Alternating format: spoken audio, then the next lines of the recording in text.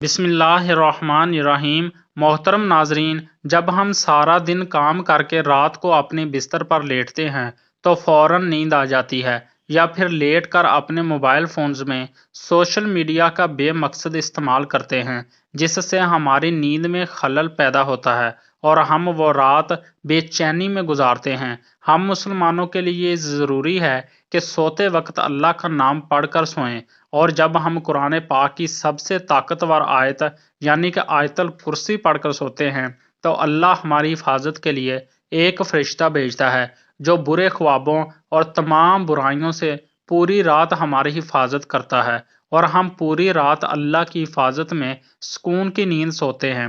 قرآن پاک کا ہر ایک لفظ ایک معجزہ اور تمام انسانیت کے لیے ہدایت کا راستہ ہے، لیکن قرآن میں کچھ آیات ایسی بھی ہیں جو اپنے اندر موجود خصوصیات کی وجہ سے ایک اہم مقام رکھتی ہیں، اور قرآن میں آیت الکرسی کو وہ مقام حاصل ہے جس میں اللہ کی حاکمیت اعلیٰ کا بہترین خلاصہ موجود ہے، اور جس کی بنا پر یہ آیت قرآن کی سب سے بڑی اور سب سے اہم آیت تسلیم کی جاتی ہے۔ حضرت علی رضی اللہ تعالی عنہ نے فرمایا کہ قرآن کی سردار آیت آیت الکرسی ہے۔ جب ہم اس آیت میں موجود مقصد کو تلاش کرتے ہیں تو ہمیں معلوم ہوتا ہے کہ اللہ نے ہم پر کتنی نعمتیں نازل کی ہیں، تو ہمیں اللہ کے سامنے سجدہ کر کے اس کا شکر ادا کرنا چاہیے، لیکن بعض دفعہ ہم اپنی مصروف زندگی اللہ کی نعمتوں کو نظر انداز کر دیتے ہیں، لیکن کہیں نہ کہیں ہمارے ناشکرے دل کے اندر یہ خالی پن محسوس ہونے لگتا ہے کہ ہم جو کچھ بھی کر رہے ہیں یہ اللہ کے حکم اور فضل کے بغیر ممکن نہیں، تو ہم اس کا شکر کیوں نہیں ادا کرتے؟ اگر کہیں یہ تمام نعمتیں اللہ ہم سے واپس لے لے تو تب ہمارا کیا حال ہوگا؟ یہ سوال جب کسی کے ذہن میں آتا ہے تو وہ اللہ کی ان تمام نعمتوں کا شکر گزار بن جاتا ہے۔ جب ہم آیت الکرسی پڑھتے ہیں تو ہم اللہ کی عظمت کو تسلیم کرتے ہیں، اور جب ہم آخر میں یہ پڑھتے ہیں اور وہی ہے سب سے بلند عظمت والا، تو ہم اس کی عظیم طاقت کا شکر ادا کرتے ہیں، اور جب ہم ہر نماز کے آخر میں آیت الکرسی پڑھتے ہیں تو اللہ ہمارے دلوں کو اپنی نعمتوں اور شکر سے بھر دیتا ہے۔ حدیث پاک میں آیت الکرسی کو قرآن کی سب سے افضل آیت قرار دیا گیا ہے۔ بچپن سے لے کر اب تک دن میں کئی مرتبہ ہم اسے پڑھتے ہیں، گھر سے نکلتے وقت، گھر میں داخل ہوتے وقت، سفر میں، کسی بھی مشکل یا مصیبت میں ہیں، لیکن اکثر اوقات اس کے معنی سے ناواقف ہوتے ہیں۔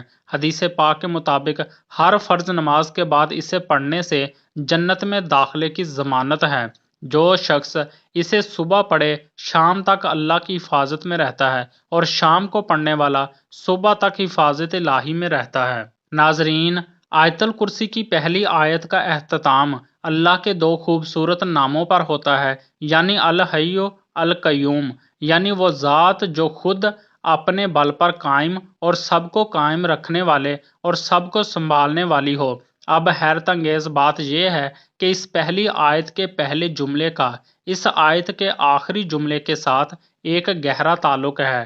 اس آیت کے آخری جملے میں پھر سے اللہ کے دو نام آئے ہیں جو اس طرح ہیں، اور وہی ہے سب سے بلند عظمت والا۔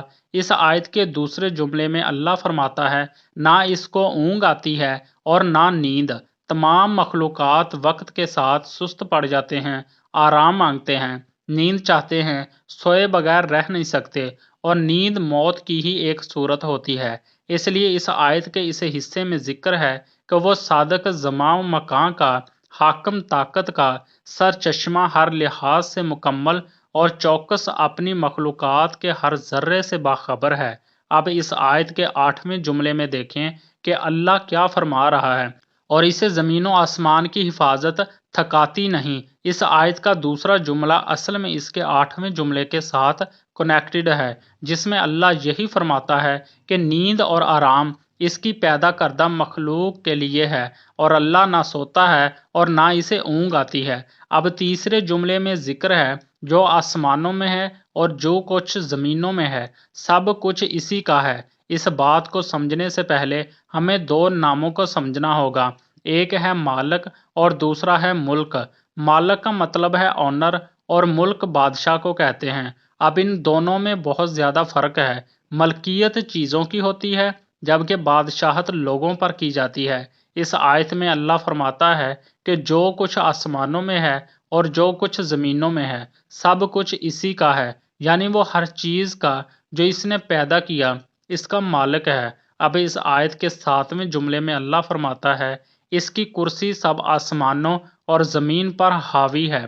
जब अल्लाह अपनी कुर्सी की बात कर रहा है तो मतलब कि वो अपनी बादशाहत की बात कर रहा है, इसलिए अल्लाह मालिक भी है और मुल्क भी। फिर चौथे जुमले में अल्लाह का इरशाद है कौन है जो इसके सामने इसकी इजाज़त के बगैर किसी की सिफारिश कर सके। फिर छठे जुमले में अल्लाह फरमाता है और वो इसके इल्म में किसी भी शे का अहाता नहीं कर सकते मगर जितना वो चाहें। अब चौथा और छठा जुमला एक दूसरे के साथ मुंसलिक हैं, यानी पहला जुमला और जुमला नंबर 9, दूसरा और 8वां जुमला, तीसरा और 7वां जुमला, चौथा और छठा जुमला एक दूसरे से मुंसलिक है। तो बाकी कौन सा जुमला रह जाता है वो है जुमला नंबर 5, जिसमें अल्लाह फरमाता है अल्लाह जानता है जो इनसे पहले हो चुका और जो इनके बाद होने वाला है। ये जुमला इस आयत के बिल्कुल दरमियान में है, जिससे पहले और जिसके बाद जो कुछ भी अल्लाह ने बयान फरमाया इसके बारे में इस 5वें जुमले में फरमाया कि वो सब जानता है और इसे कुछ भी छुपा नहीं। अब अल्लाह के सिवा ऐसा कौन कह सकता है। बेशक कुरान अल्लाह के अल्फाज हैं जिसकी एक एक आयत हमारे लिए हिदायत का रास्ता है। अल्लाह ताला हम सब को कुरान करीम समझ कर पढ़ने वाला और इस पर अमल करने वाला बनाए। आमीन। वीडियो के आखिर में एक बार दुरूद शरीफ पढ़ना मत भूलिएगा।